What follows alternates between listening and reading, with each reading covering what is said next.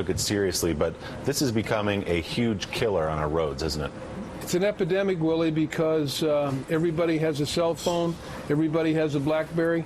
People think they can use them wherever they go, whether it's in church, whether it's in their car, whether it's on in a meeting, and people just have had very bad behavior. And in their car, they've had very dangerous behavior because people use their BlackBerries, they text messages, they receive messages. In Washington, D.C., there's a very good law in the books against cell phone use, and you can drive down the street and everybody's on their cell phone. You cannot drive safely. All right, so, Secretary, that's true. Everything you just said is true. Everybody does it. Everybody's on their phone. If you look around in my neighborhood, all the moms are trying to pick up kids. They're on the phones. They're trying to pick up other kids. It happens. Isn't the only way to stop this is to have a device in a car? When that car is on, the slammer. Literally, the phone slammer starts and phones don't work. Isn't that the only way to really stop it? Well, look, there's a lot of technology out there now that can disable phones, and we're looking at that. A number of those people came to our distracted driving meeting here in Washington and presented their technology, and that's one way. But you have to have good laws, you have to have good enforcement, but you have to have people take personal responsibility. That's the bottom line. If you're texting for 4 seconds, your car goes the length of a football field, a 5,000-pound car going the length of a football field when you're not watching out the windshield and you don't have both hands on the wheel.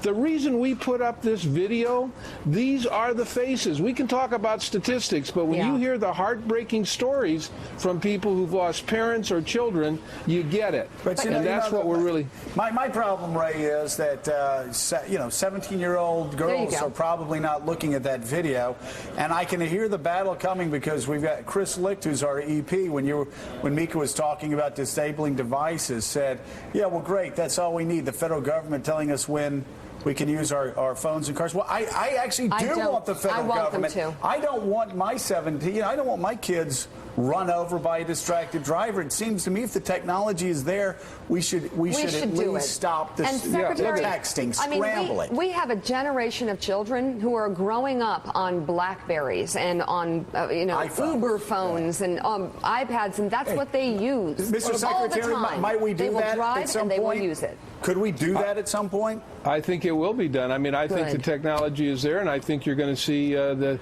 technology become adaptable in automobiles and disable these cell phones. I love it. We need to do a lot more if we're going to save lives, and so they make us wear a seatbelt. You can make us not use our phone. And Mike, I'm a small. Ray will tell you I'm crazy. I'm a small government conservative. I distrust the federal government, but in this case.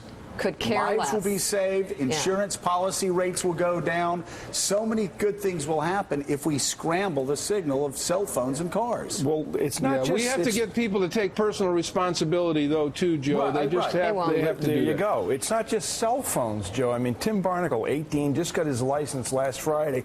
I'm telling you, the touchscreen radio, changing the radio stations on the car is a huge distraction.